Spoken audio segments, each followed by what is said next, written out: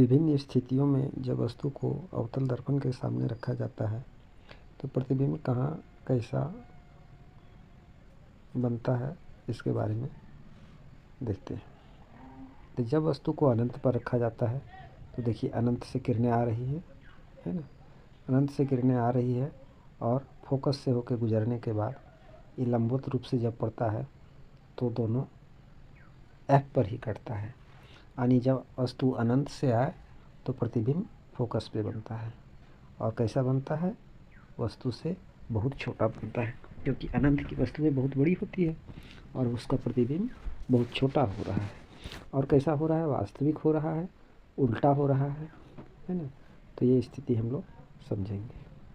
अगला चित्र में हम लोग देखेंगे कि जब वस्तु को अनंत और सी के बीच में रखा जाता है, तो जब अनंत और सी के बीच में रखा जाता है तो वस्तु को यहाँ हम लोग रखे ओ डैश, इस मिरर पे यहाँ किरण पड़ा और किरण यहाँ से टकरा के वापस ये लंबवत रूप से पड़ा, दोनों आके यहाँ कट गया इस जगह पे, तो यहीं प्रतिबिंब बनेगा।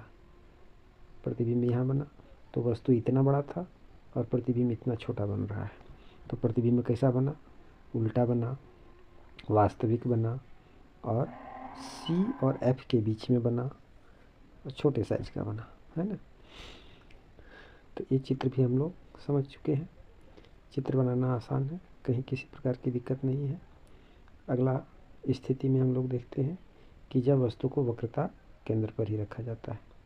ये देखिए मिरर हो गया, ये वक्रता केंद्र है, ये एफ हो गया, पी हो गया।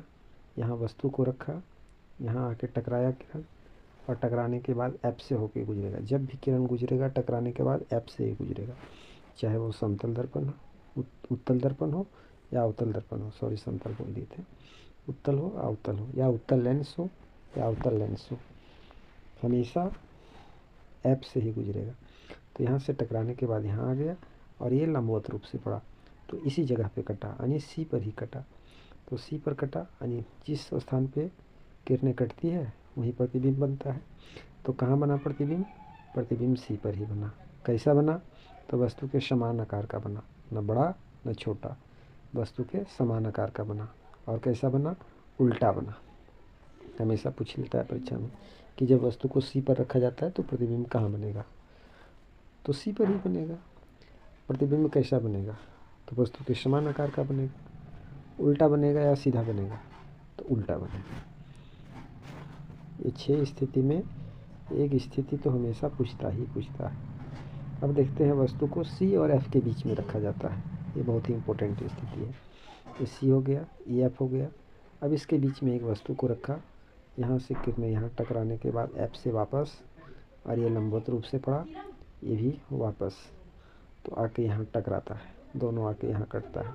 यानी सी से बाहर, सी और अनंत के बीच में वस्तु का प्रतिबिंब बनता है, वस्तु से बड़ा बनता है, उल्टा बनता है, वास्तविक बनता है ना।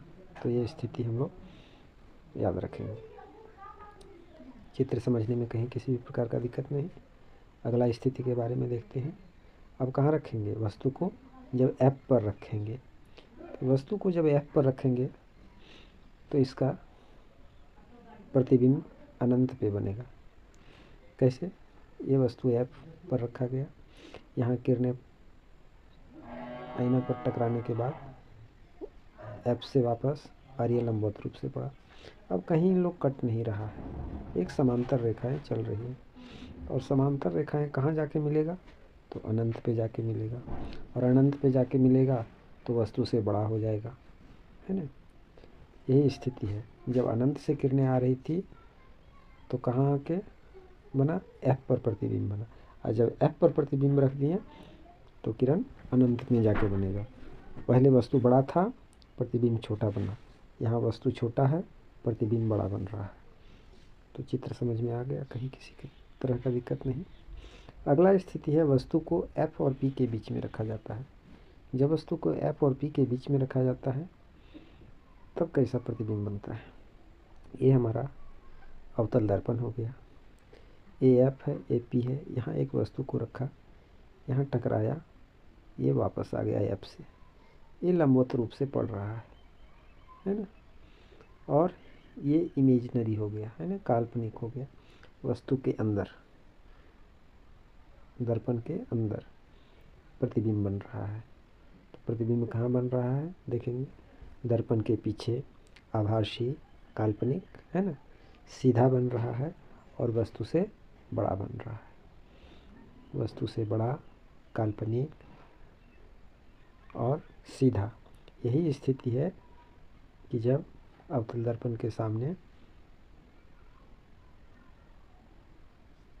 हजामत बनाया जाता है ना। दाढ़ी बनाने या सैलून में इसी दर्पण का उपयोग होता है और यही चित्र का निर्माण होता है। तो इस तरह हम लोग सभी स्थिति को देखें। आशा है कि यह अच्छा ही लगा होगा। नेक्स्ट वीडियो में हम लोग फिर नई चीज़ को देखेंगे। तब तक के लिए धन्यवाद। कमेंट करें कैसा लगा।